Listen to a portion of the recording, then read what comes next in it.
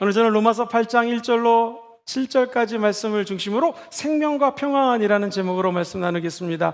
오늘도 두 주먹을 불끈 쥐고 제목을 3번 읽어봅니다. 시작. 생명과 평안, 생명과 평안, 생명과 평안. 할렐루야. 오늘 주님 주시는 생명과 평안 얻기 원하시면 아멘 해볼까요?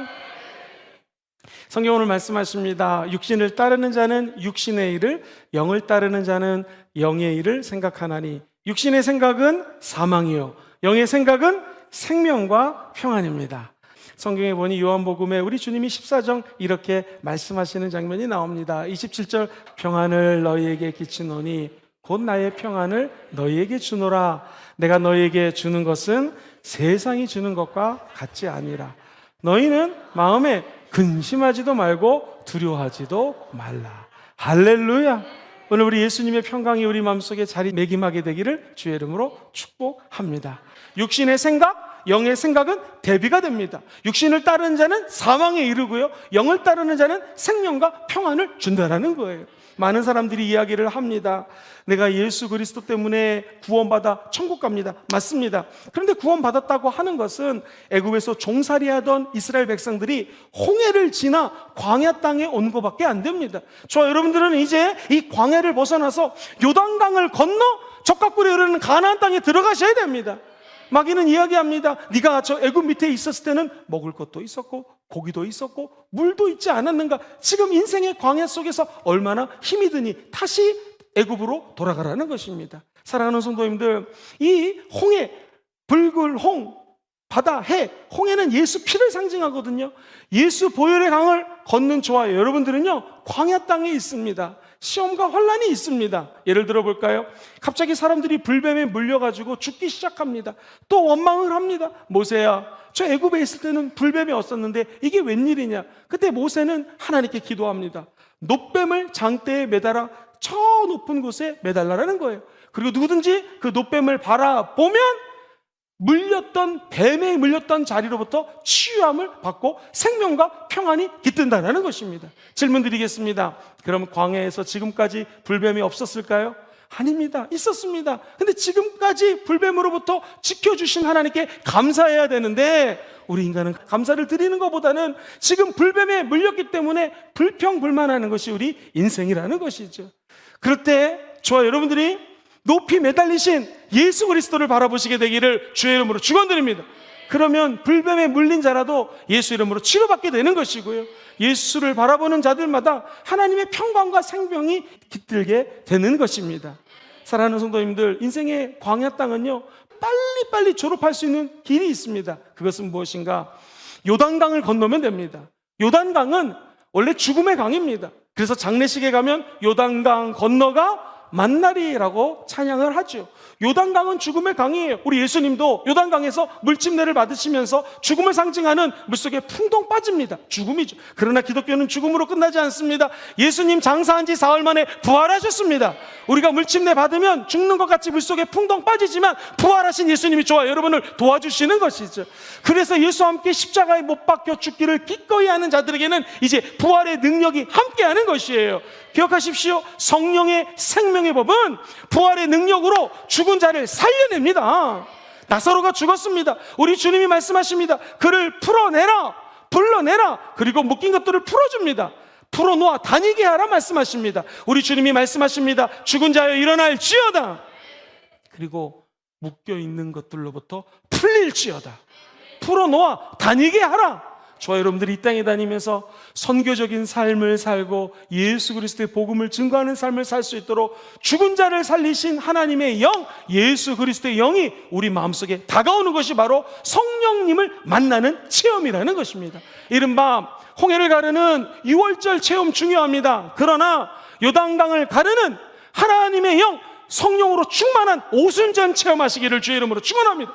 그럼 드디어 적과 꿀이 흐르는 가나안 땅으로 하나님의 영이 우리를 인도해 주시는 것이죠.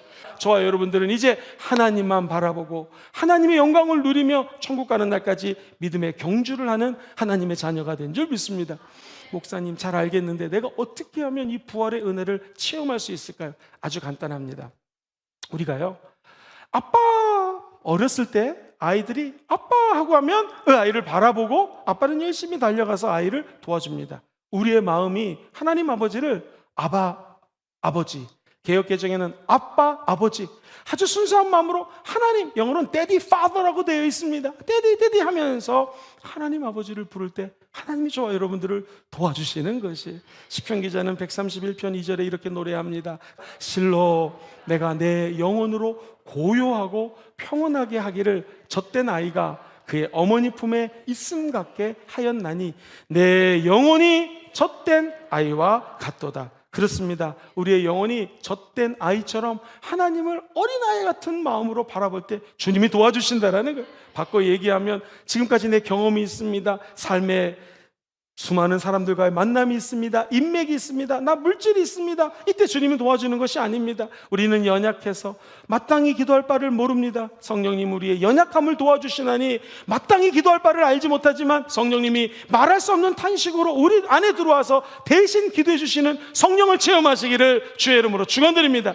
이 성령의 생명의 법이 죄의 법, 사망의 법으로부터 저와 여러분들을 자유케 하십니다.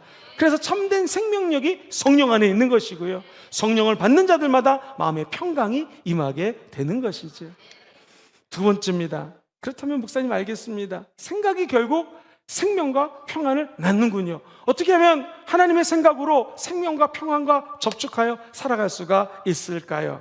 사랑하는 성도님들, 우리가 우리의 뜻대로 살라고 할 때는요, 수없이 많은 난관을 만납니다. 그러나 성령님 도와주세요 라고 한다면 성령님은 미래의 일을 다 알고 계세요. 우리 예수님의 영은 어제나 오늘이나 영원토록 동일합니다. 그러므로 성령 하나님은 어제는 우리가 볼 때 과거고 오늘은 지금 현재고 내일은 미래지만 성령님은 내일도 현재고 현재도 현재고 과거도 현재예요. 다시 말해서 성령님은 저와 여러분들의 과거와 현재와 미래를 다 꿰뚫고 계신다는 거예요. 미래를 두려워하는 분이 계십니까? 성령님이 미래의 일에 대해서 알려주신다고 요한복음은 기록을 하죠. 그것이 무슨 말인가? 성령 하나님이 저와 여러분들의 미래의 길을 알고 계시기 때문에 내 뜻이 아닌 성령의 뜻과 성령의 생각대로 인생을 걸어가게 되면 반드시 좋은 일이 일어나게 된다는 것입니다. 근데 참 재밌는 것은요, 두 농부가 있었어요. 한 농부는 비가 내립니다. 첫 번째 농부 얘기하기를 비가 옵니다. 드디어 우리가 이제 농사가 잘 되겠습니다 라고 하는 분이 계셨고, 두 번째 농부는요, 아이고 비가 많이 오면 이 모든 농작물들의 뿌리가 썩어가지고 이거 풍년이 안 될 텐데 어떻게 하는가 라고 걱정하는 사람이 있었습니다. 제가 안경을 꼈습니다. 만약에 이 안경이 파란색 안경이면 모든 게 파랗게 보이겠죠. 빨간색 안경 꼈으면 빨갛게 보입니다. 선글라스 꼈으면 검정색으로 보이는 것처럼 저와 여러분들이 우리의 스스로의 모습을 십자가를 통하여 바라보게 되기를 주의 이름으로 축원합니다. 그래서 성령과 함께 동행하며 생명과 평안을 누리기 원하시는 분들마다 아멘 해보시죠. 저와 여러분들의 자화상을 바꿔버리시면 됩니다. 성경은 이야기를 합니다. 누구든지 예수 그리스도 안에 있으면 새로운 피조물이라. 이전 것은 지나갔으니 보라 새 것이 되었다고 얘기합니다. 예수님 안에 들어가면 새로운 피조물이에요. 대부분의 영어 성경은 new, 새로운 피조물, creation, 새로운 창조물이라고 번역했습니다. 그런데 어떤 성경책을 봤더니 예수 안에 있으면 다시 creation, 재창조가 됐다고 번역을 하고 있습니다. 오늘 저와 여러분들이 예수님 안에 쏙 들어가면 새로운 성령이 부어주셔서 마치 에덴 동산이 회복되듯이 저와 여러분들의 성령의 역사하심으로 회복되는 기적이 일어나게 될 것입니다. 누구 안에 들어가야 돼요? 예수 안에 들어갈 때. 그러면은 이전 것은 지나가는 것이고 주님 안에서 새로운 길이 열리게 되는 것이죠. 어떤 사람이 글을 적었습니다. 자화상이란 무엇인가? 육체의 일부분이 아니라 우리의 행동을 통제하는 무의식 속의 관리인과 같다고 얘기를 합니다. 사랑하는 성도님들, 요즘 운전하는 사람들은요, 고속도로를 탈 때 크루즈 기능을 좀 씁니다. 시속 100km에 딱 맞추면은요, 이 자동차가 100km로 계속 달리는 거예요. 관리를 해줍니다. 심지어 요즘 차들은 앞에 자동차가 끼익 쓰면은 자동으로 그 브레이크를 밟는 역할을 해줍니다. 우리 인생도 마찬가지입니다.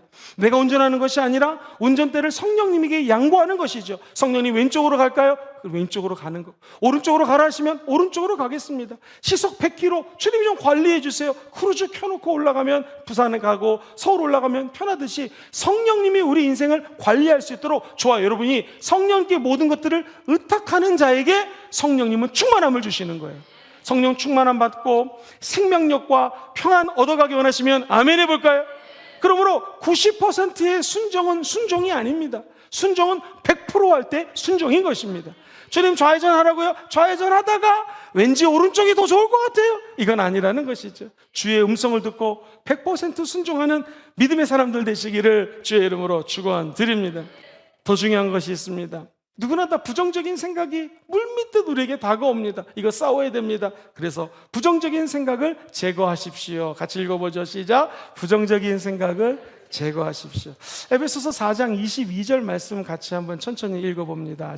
너희는 유혹의 욕심을 따라 썩어져가는 구습을 따르는 옛 사람을 벗어버리고. 야, 쉬운 성경은요 너무나 쉽게 잘 번역했습니다. 한 번 더 읽어보죠. 시작. 옛 모습을 벗어버리십시오. 옛 사람은 한없는 욕망으로 점점 더 눈이 어두워져 더 악하고 더러운 모습이 될 뿐입니다. 유혹의 욕심을 따라 썩어져가는 구습 옛날 습관이 있는데 욕심이 잉태한 즉 죄를 낳고 죄가 장성하면 사망을 낳는 거예요. 죄와 사망의 법이 이 욕심 때문에 비롯되는 것이죠. 근데 우리 예수 믿는 사람들은 이 욕심, 부정적인 것, 탐욕을 갖다가 예수 이름으로 무너뜨려 버리게 되면 죄도 무너지게 되어 있는 것이고 사망도 무너지게 되는 것입니다. 누가 이 죄를, 욕심을, 우리 마음속에 있는 탐심을 무너뜨립니까? 성령이 임하시면 여러분들에게 권능이 부여받게 되는 것이고요. 땅끝까지 증인되기 위하는 자들마다 하나님의 권능으로 이 욕심을 무너뜨릴 수가 있는 것이죠. 사도 바울은 얘기합니다. 내가 자족하기를 배웠다라는 것이죠. 감사할 때에 욕심은 떠나가고 하나님의 나라가 우리 마음속에 임하는 것이에요. 그래서 내 자화상을 바꾸는 거, 부정적이를 쫓아내는 거, 부정적인 거 나가라, 싸울 필요 없습니다. 한번 따라해 보시기 바랍니다. 감사함이 부정적인 것을 쫓아냅니다. 시작. 감사함이 부정적인 것들을 쫓아냅니다. 기억하십시오. 감사할 때 하나님의 영광이 임하고 부정적인 것이 떠나가게 될 줄 믿습니다. 많은 성도님들 만나 상담하고 기도해 드리면 성도님들이 고쳐야 될 3가지 자화상이 있더라고요. 첫 번째, 죄의식의 자화상입니다. 많은 사람들이 내가 죄를 짓고 있기 때문에 죄 가운데 살다 죄 가운데 죽다가 죄 가운데 맨날 회개하고 끝난다라는 거예요. 여러분 기억하십시오. 우리 죄인인 거 맞습니다. 그러나 예수님께 기도하면 죄 용서함 받습니다. 죄에 대한 자화상 무너뜨리게 되기를 주의 이름으로 축원드립니다. 날마다 똑같은 죄를 짓는다 할지라도 주 앞에 어린아이 같은 마음으로 아바 아버지, 아빠 아버지, 데디 파더, 내가 젖을 막된 어린아이라서 이렇게 부족합니다 할 때 주님은 저와 여러분들의 죄를 반드시 용서해 주십니다. 또 많은 성도님들은요 병, 약한 자화상을 갖고 있습니다. 목사님 저는 원래 약해요, 원래 아파요, 맨날 아파요. 맞는 말일 수도 있습니다. 그러나 기억하십시오. 예수님의 채찍에 맞음으로 저와 여러분들을 치료해 주셨습니다. 주님이 치료해 주시는 것입니다. 이 자화상을 깨트리게 되기를 주의 이름으로 축원드립니다. 많은 성도 만나면은요 가난한 자화상 갖고 있는 분들이 많습니다. 목사님 나는 늘 가난합니다. 영적으로도 가난하고 육적으로도 가난합니다. 우리 주님이 저 여러분들을 부유케 하기 위해서 십자가를 짊어지셨습니다. 여러분들은 비록 물질이 없어도 부유한 사람입니다. 왜 그럴까요? 성령의 생명의 법이 저와 여러분들을 지켜주시기 때문이죠. 이제 하나님 주시는 영생을 누리시고 마음의 평강을 다 받아가시게 되기를 주의 이름으로 간절히 축원드립니다. 이 세상에서는 다 누구나 갈망하는 게 있습니다. 어두움이 있습니다. 근심이 있습니다. 성경은 이야기합니다. 넌 아무것도 염려하지 말고 오직 하나님께 감사함으로 너의 아랠 것을 감사함으로 아뢰라는 거예요. 기도와 간구로 아뢰라는 거예요. 그럼 모든 지각이 뛰어나신 하나님의 평강이 예수 그리스도의 생명력 안에서 여러분의 마음과 여러분의 생각을 지켜주는 것입니다. 오늘 그 은총이 함께 하시기를 예수님 이름으로 간절히 축원드립니다. 저 여러분들이 생각이 결국에는 생명과 평안을 낳는 거 믿으십니까? 우리는 어떻게 될까요? 자화상 바꾸시고요. 더 중요한 것, 부정적인 생각들을 예수 이름으로 다 제거하시기를 주의 이름으로 축원드립니다. 그럼 우리 로마서 8장 10절 말씀 그대로 하나님의 은혜 가운데 삶에 접촉되게 될 줄 믿습니다. 같이 한번 로마서 8장 10절 말씀 읽고 마치겠습니다. 또 그리스도께서 너희 안에 계시면 몸은 죄로 말미암아 죽은 것이나 영은 의로 말미암아 살아있는 것이니라. 할렐루야! 이 말씀이 한 주 동안 함께 하시고 생명의 성령의 법으로 우리의 생각을 지키시고 승리하시기를 주의 이름으로 축원드립니다.